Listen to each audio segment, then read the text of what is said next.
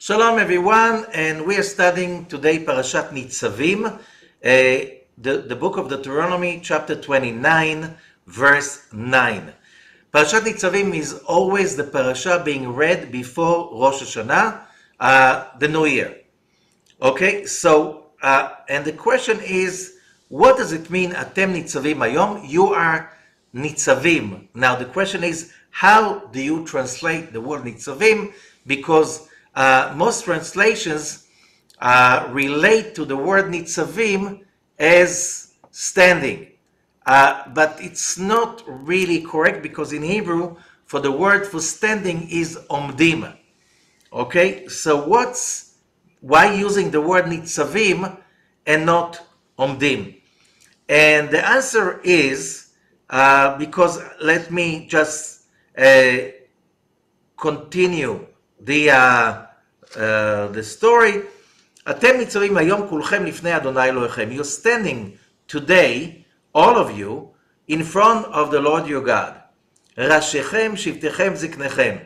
Your leaders, the leaders of the tribe, the tribal leaders, your elders, ziknechem, shotrechem, your policemen, kol ish Israel, all men of Israel.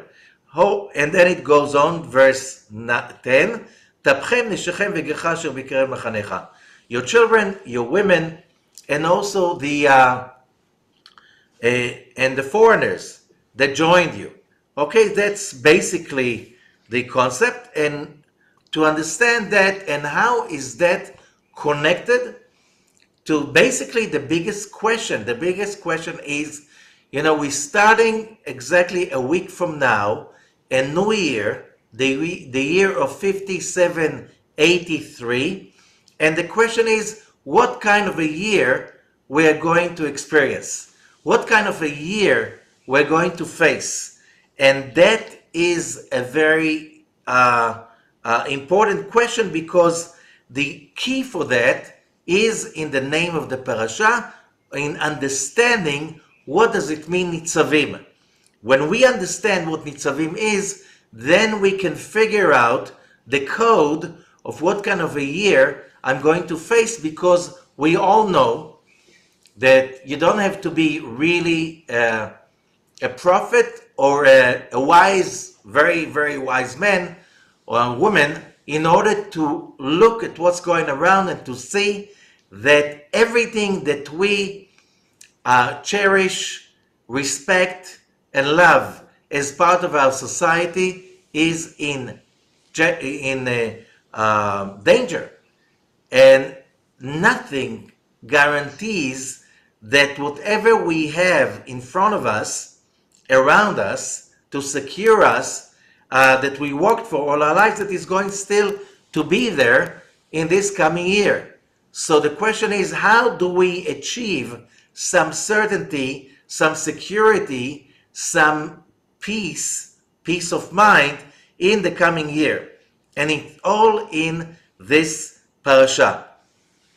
Again, the coming year, we all know, is very, very kind of unclear of what's going on. There's so many forces that came to the surface that were there in a modern society, but right now they are threatening to break, destroy, and just put into chaos all what we thought in the last 70 years, that this is what humanity is building. We're building a future for ourselves, for our children, for all of humanity that is going to be stable. There were even some people who called themselves futuristics that wrote, this is the end of history. From now on, no plagues, no wars. The world order is becoming more and more steady, no surprises. It's like the world is becoming very, very stable. People said that, people prophesied that till a few years ago, And then what happened in the last few years was just like, wow, all of that is such nonsense. We realize how systems fall apart in front of our eyes. Every stage, its economy, its politics, its world order, world peace, whatever you call it, all the structures that were created by humanity in order to stabilize this chaotic world, or the world, the chaos of this world that governed for so many millennia. And now we thought we are in control. And the last few years taught us that we are not in control, and no one can secure anything, because the way you see it today, you have no guarantee it's going to stay like this tomorrow, and it's getting, and the messages are on the wall, and it's getting even more and more chaotic by day, sometimes by hour. Now, and this is a question that traditionally people are facing when Rosh Hashanah is coming, when the New Year is coming. And so what is the connection between this parasha and Rosh Hashanah, and why is this parasha giving us the answer to those questions? And here it is. I'm reading from right now from the commentary of Rashi. Again, Rashi, Rabbi Shlomo Yitzchaki, that's the initials Rashi, the biggest commentator for the Torah, the whole Tanakh in history. He lived in France in the 11th century. And Rashi just gathered all the commentaries existed in Judaism till his time. And he's still the most popular commentary on the whole, not just the Tanakh, but also the Talmud. Okay, so Rashi says, Atem nitzavim hayom, you are standing today, מלמד שכינסה משה לפני הקדוש ברוך הוא ביום מותו. It shows us that Moses, on his deathbed, he was not sick, but it's the last day of his life on earth, he gathered all of them, להכניסם בברית, in order to bring them into the covenant. Didn't we have a day of getting everybody into the covenant? That was Mount Sinai revelation. That's when everybody got into the covenant, and everybody said, we'll do and we'll listen. Okay? So what is this special day? And we know, because if it says, Rashi says, the tradition says, which means he saw it in many, many places, that when it says today, it speaks about the last day of Moses on earth. We know the date. The date was the 7th day of Adar. Okay, so why don't we celebrate the 7th day of Adar as a special day? Yeah, this is the day that Moses left this physical world. Still, most people, when the 7th day of Adar is coming, and most people have no idea. If you don't really notice in the Hebrew calendar, you won't realize, because there's no special celebration almost on that day. So the question is, what's in it for us? So the answer is that, so we have, right like this, we have 2 days of the covenant. One is Mount Sinai revelation, 2, the last day of Moses. And then we cannot ignore the fact that Parashat Nitsavim must be always the parasha to be read just before Rosh Hashanah. Why is that?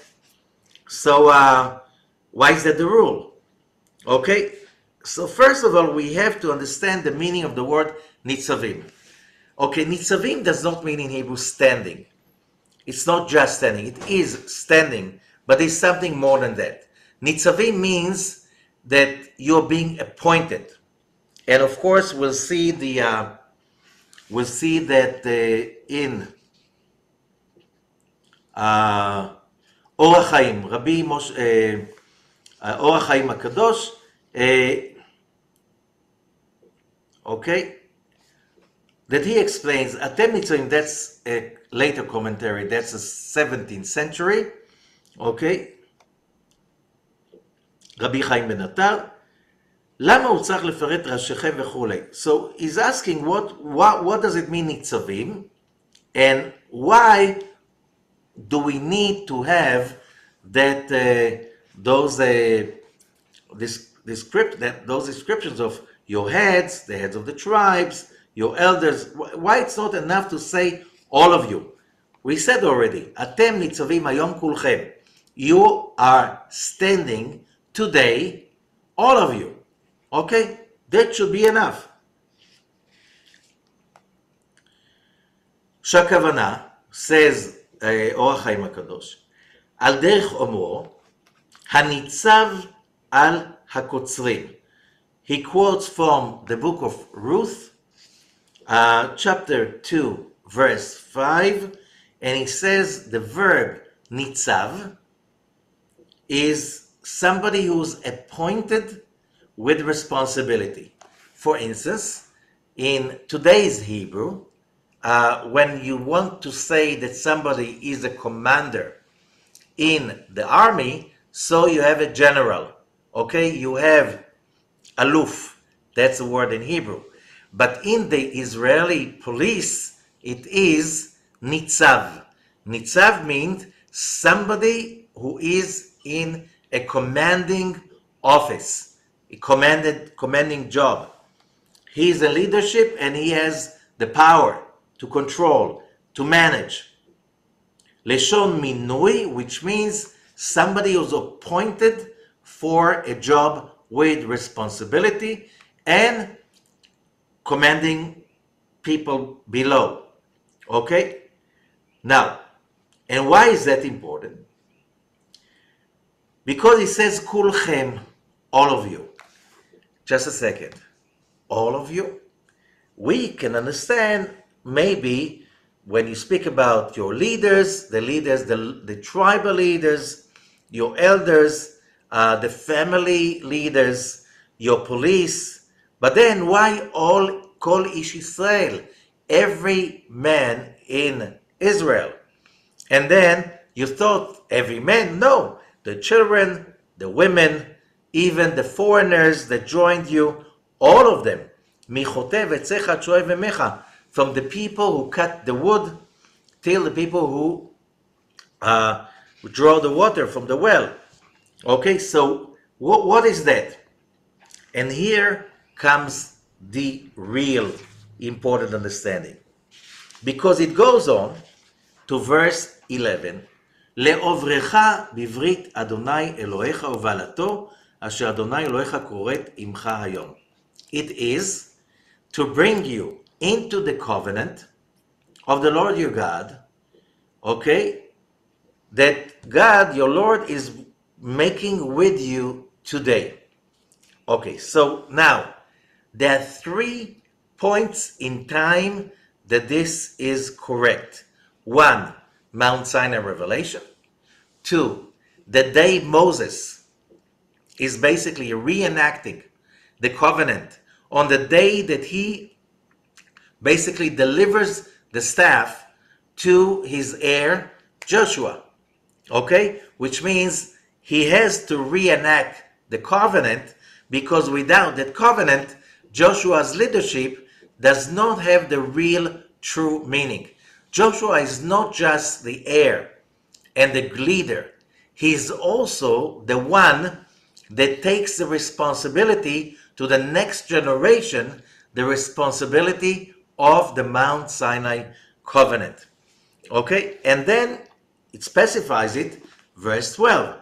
למען הקים אותך היום לו לעם, in order to establish you today as a nation, and והוא יהיה לך לאלוהים, and he is going to be your God.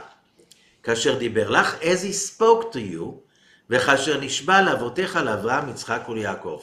And as he vowed to your fathers, Abraham, Isaac, and Jacob. Look, this is precise to the detail a covenant. a legal statement and a covenant. But the question is, what's in it for us? And again, why before Rosh Hashanah? And it goes on, verse 13, ולא איתכם לבדכם אנוכי כורת את הברית הזאת. I'm not making this covenant today just with you standing over here, כי את אשר ישנו פה עמנו עומד היום לפני אדוני אלוהינו, ואת אשר איננו פה עמנו היום.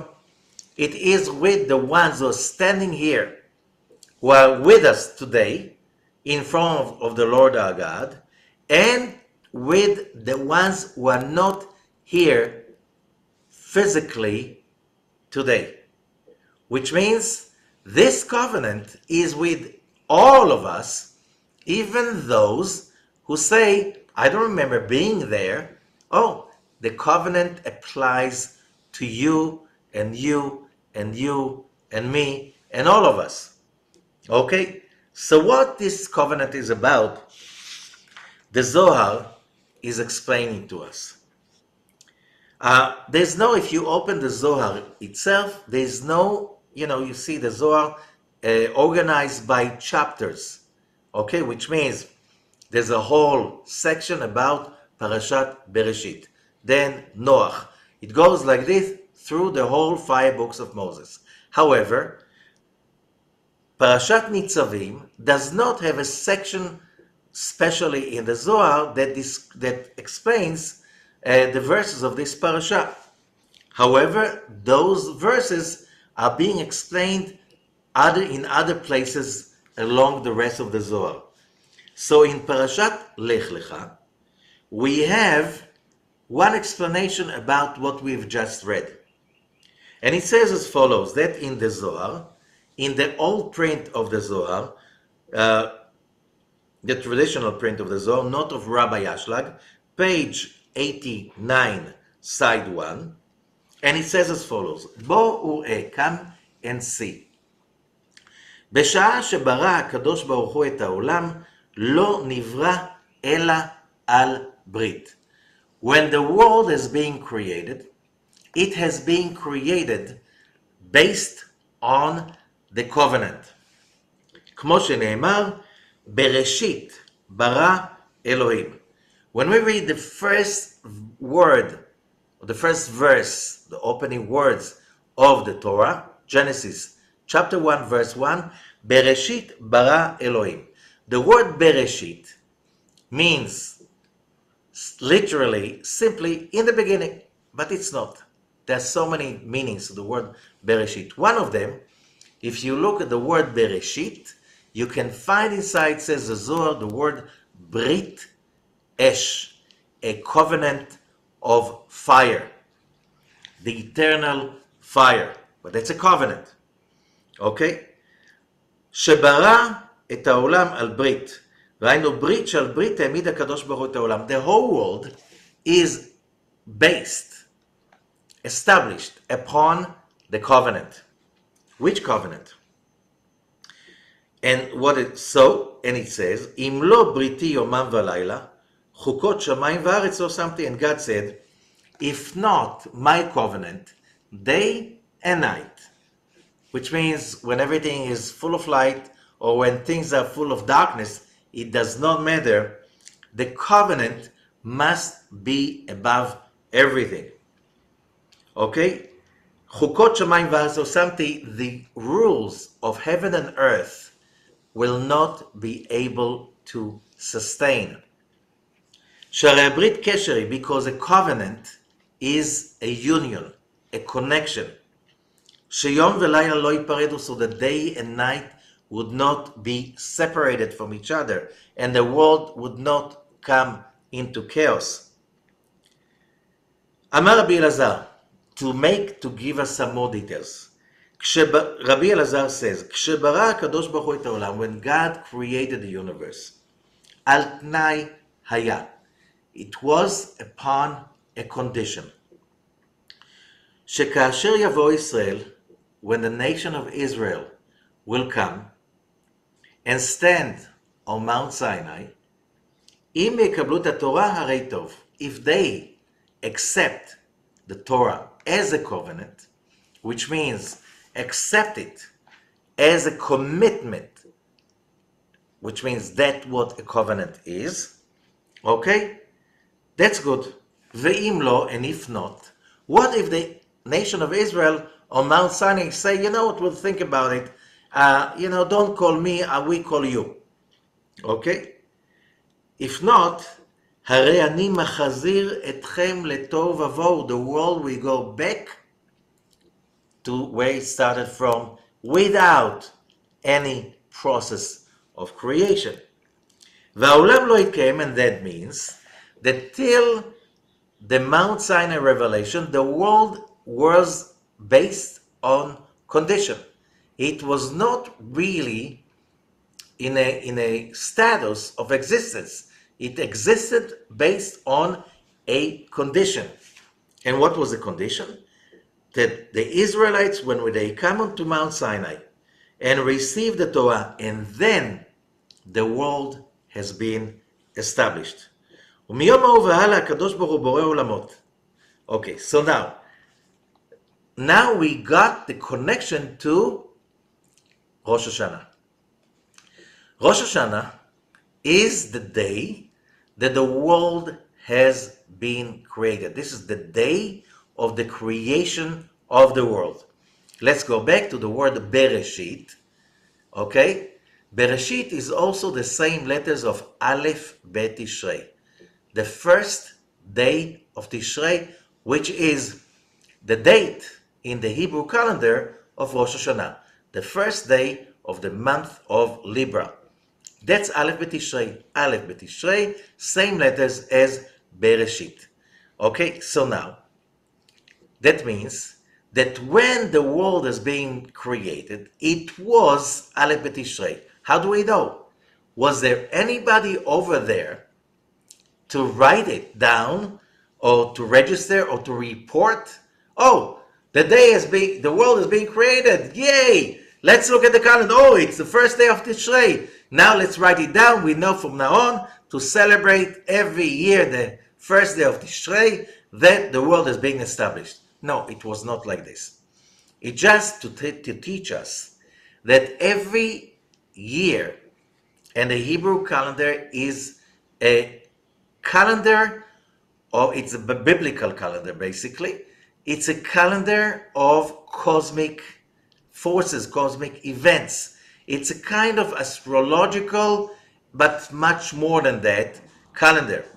Which means when we say Aleph Bet Tishrei, we mean, or the first day of Tishrei, we mean that every year when we celebrate the New Year in the Hebrew calendar, we basically reconnecting to the same forces that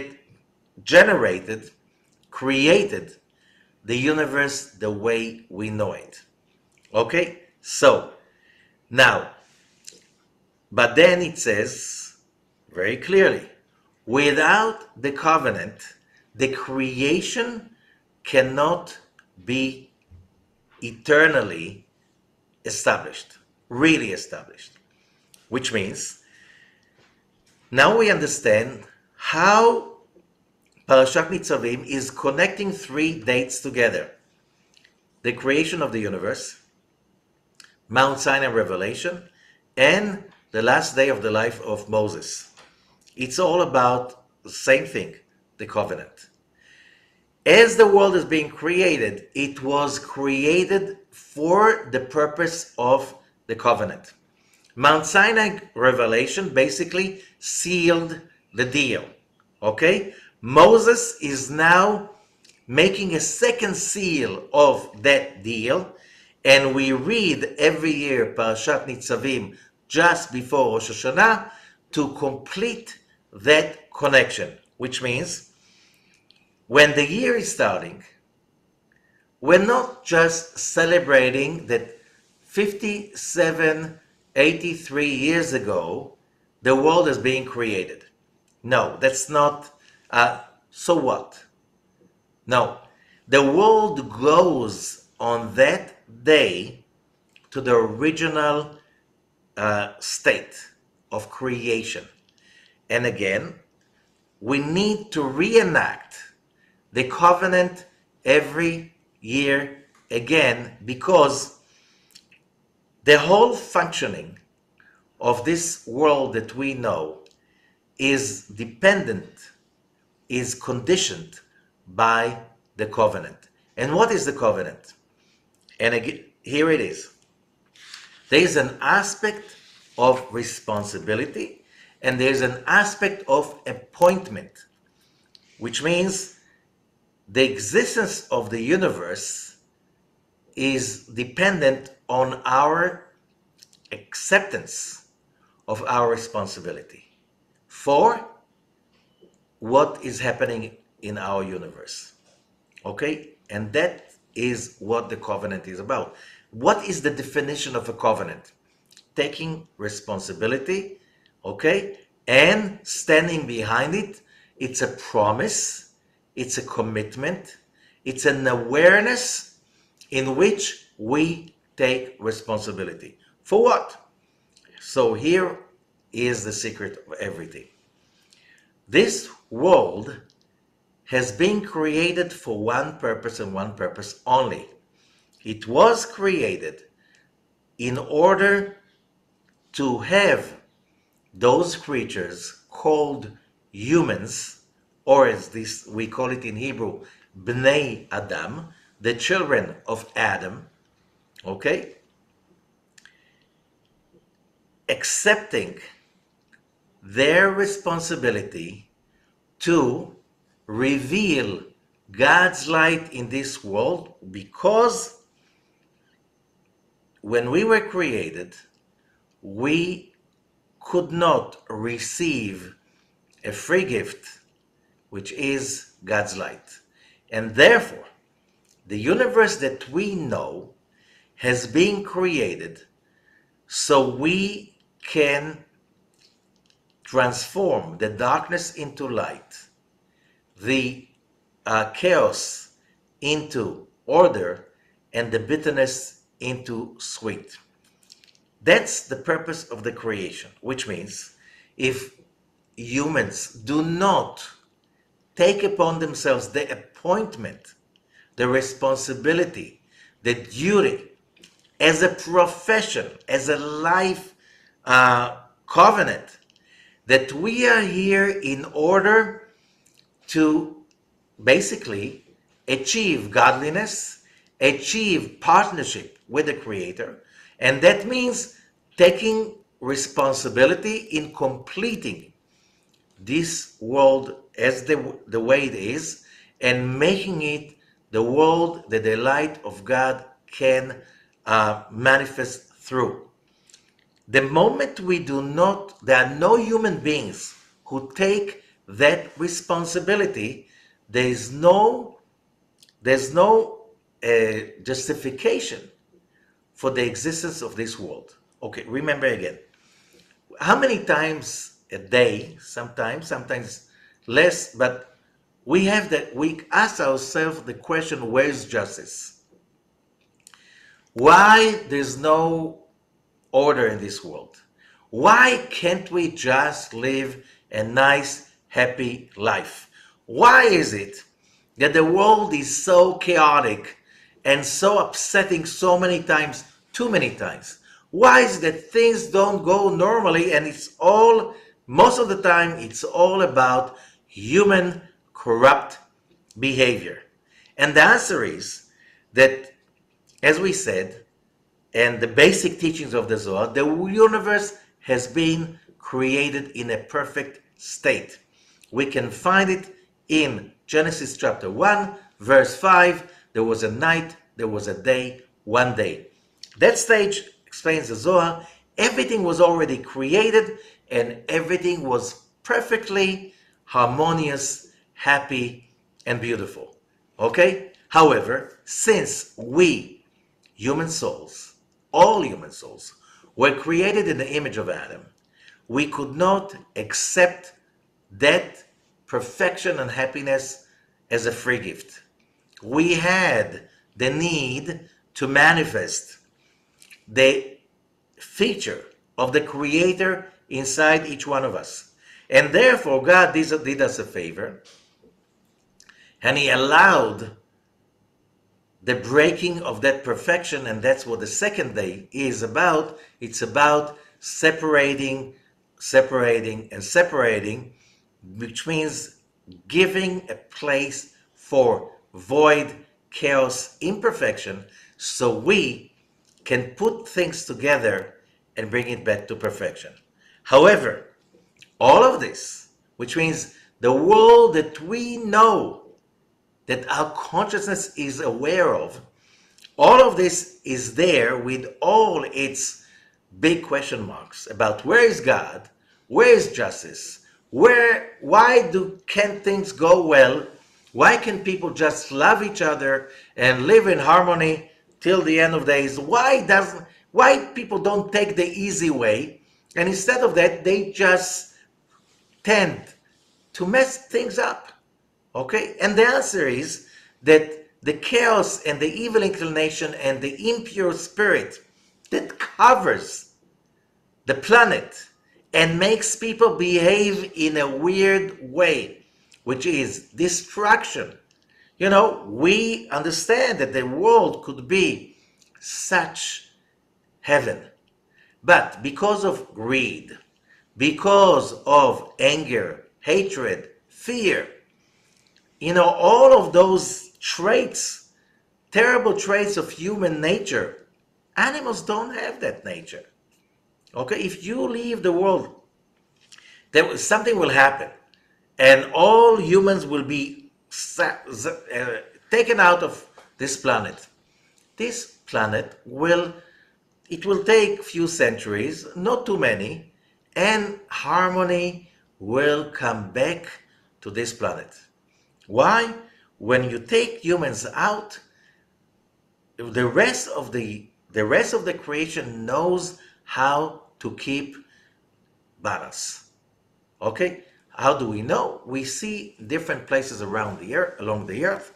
The moment humans leave, the steady state, the balance comes back. Little by little, in some places it takes decades, some places it can take centuries, but the balance comes back. The moment you take human greed or revenge, hatred, fear, and so on, human blindness, the moment you take it away, things have the nature to come back to order and to balance and to heavenly state. Okay? So the reason for all pain, suffering, and misery is the impure spirit that simply lays on humans only, not on animals, not on the vegetable kingdom, not on the inanimate kingdom. It's all human responsibility, which means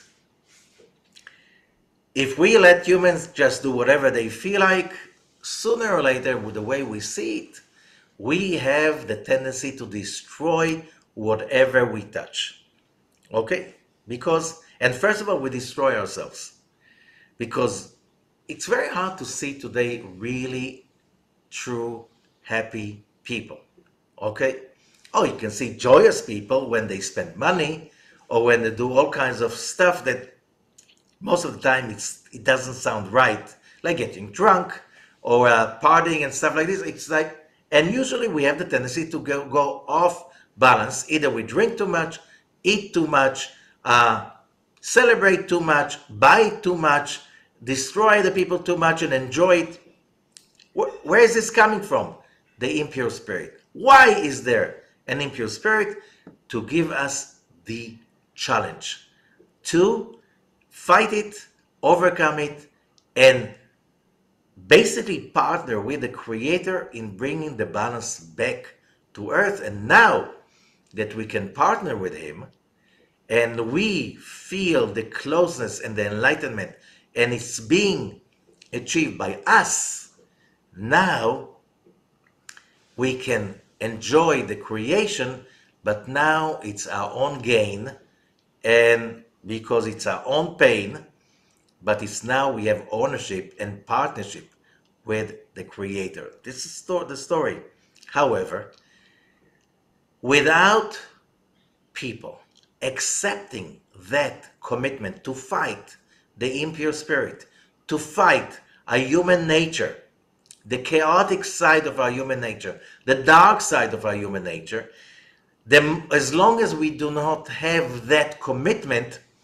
we are doomed and humanity is doomed. And therefore, that's what the Zohar was saying. And then it's not only the Zohar, it's you can find that expression all over Jewish sources that say, and it's from the prophets also.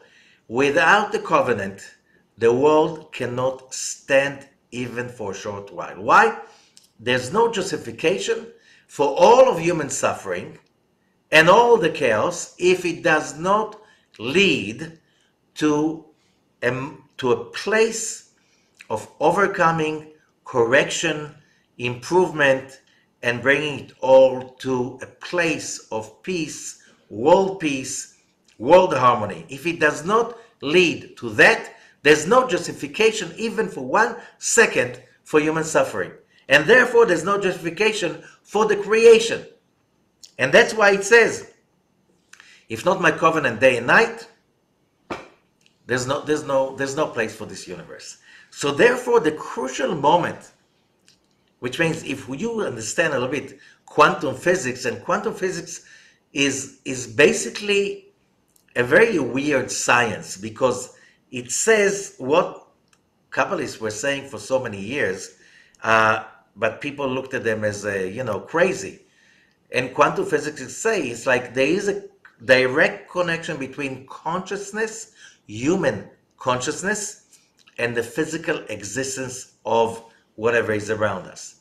Which means, without that human consciousness of Mount Sinai revelation, in which a whole nation accepted the appointment, the responsibility, the covenant, we are here to take responsibility for our emotions, our feelings, our dark side, and we are here to fix it, and there's no compromise about it. Oh, it's going to be hard, but we have a commitment. Not this lifetime, next lifetime. Not right now, later on. However, we will never really break the commitment. We'll never break the covenant. That is the condition, because without that, there's no reason for the world to create. So, if we say that the moment in time that every year the whole story of the creation comes back to the table, and God has to relay, it's like, okay, let's go back to the beginning. Let's go back to the source. Are we really, every company does it, which means at least once a year, you have to get together all the board, the directors, whatever, the governing body, and you have to see, the reports, and to say,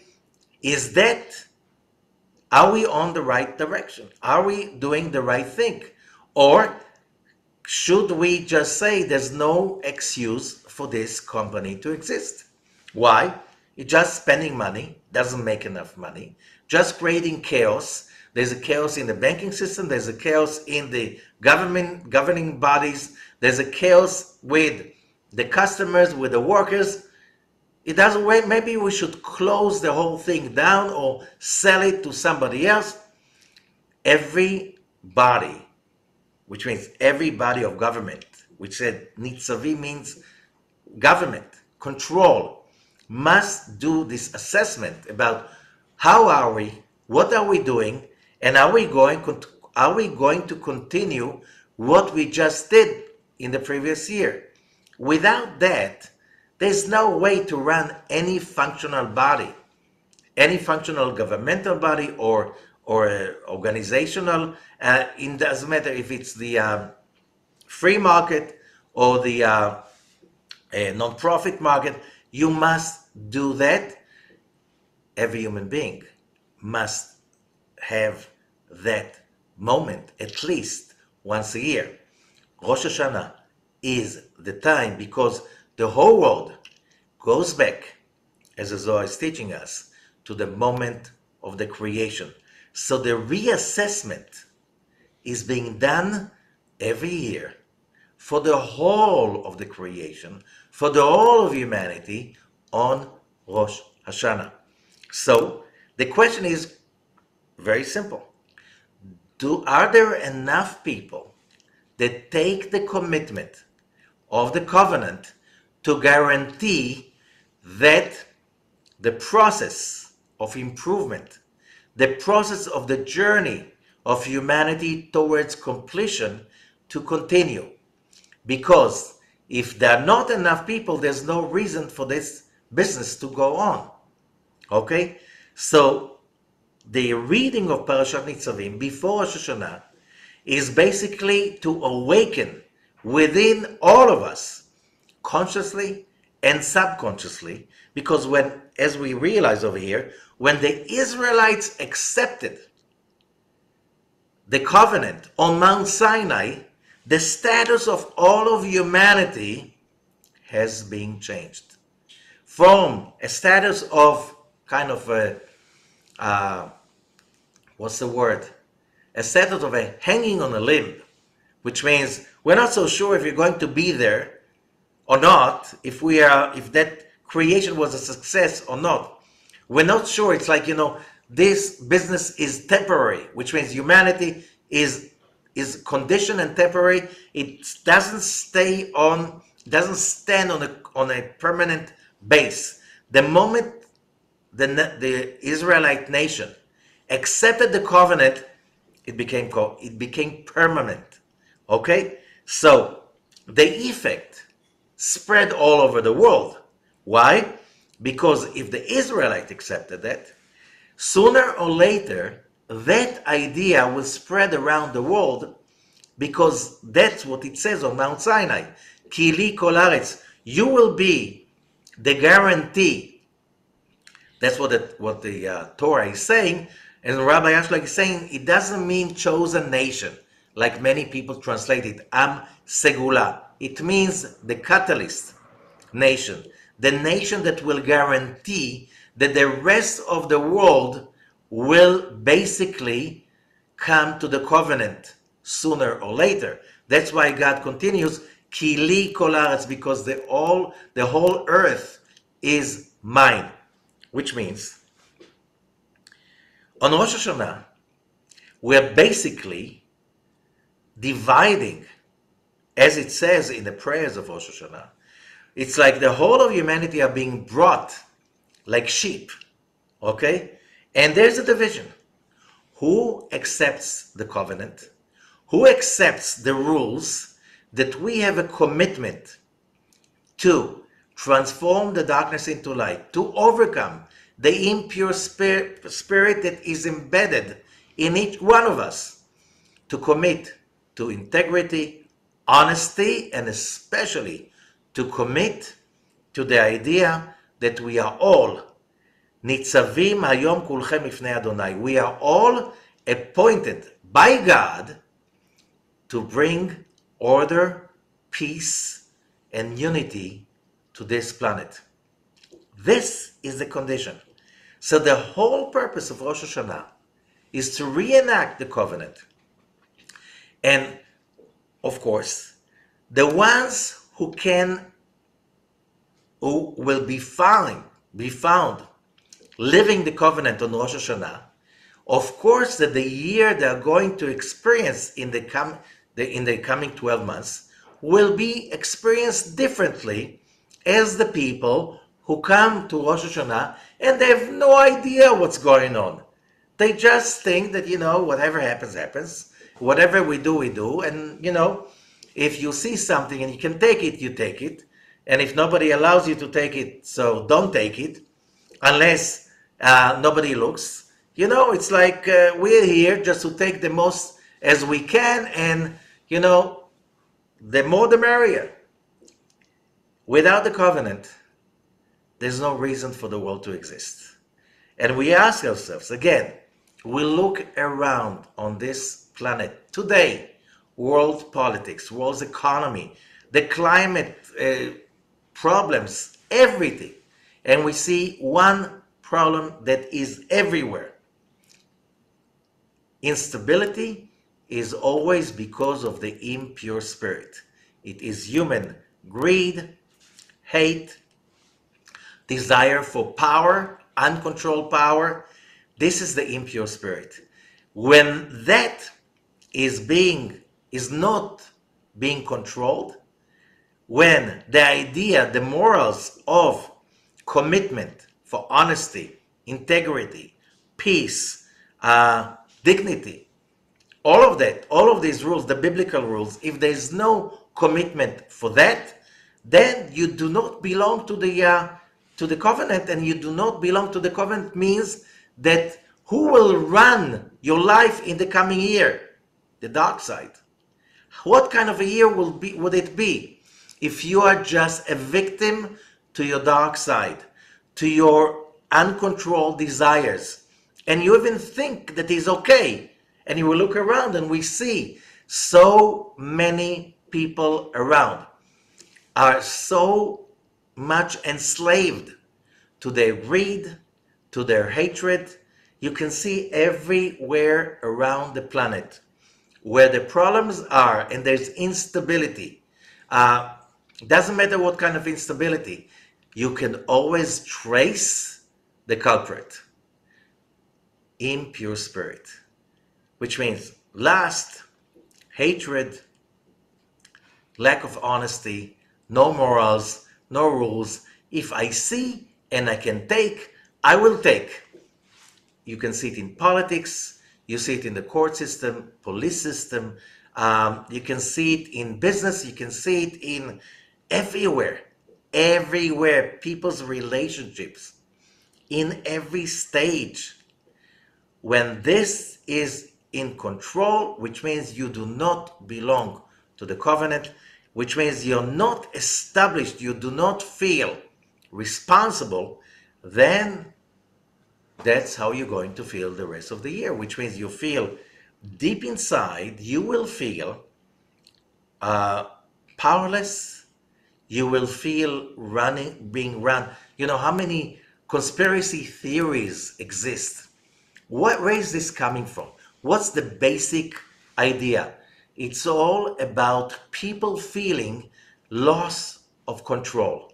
So there's all kind of cabal, there's all kinds of, I'm not saying there's no, but it's coming from the feeling that someone is running the show, and it's not me. Why it's not you? Because you did not accept the covenant upon you. Because the moment you accept the covenant, you take responsibility for the way you feel, the way you behave, and because of that, you get control over the way your life is being basically run. So, and that's what Rosh Hashanah is about. And therefore, it says very clearly, like it said in the previous parashot, if you do not accept the covenant, you think you can run away from that. The curses, the plagues, the pain and suffering going to start. Why? Because the moment you choose to live against the laws of this universe, and the main law of this universe, that this universe was created to give every human being the ability, the power to be as God, loving, caring, creative, independent, honest, which means the source of flight to your environment. If you do not accept that covenant, you just go against the rules. So can you imagine somebody will go against the rules of electricity and put his finger in the socket? Somebody will go against the rules of gravity and will jump off the buildings. The moment you go against the rules of this world, you experience pain, misery everywhere you go, all the time. So that is the main thing about this parasha. So it continues.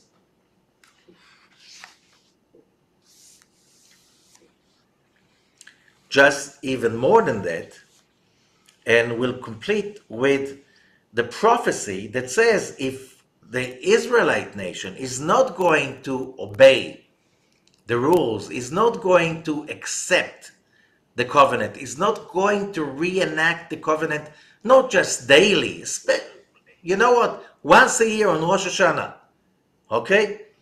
Then when you go against the rules of the universe, then the universe does not participate in your life, and the reality will be chaos.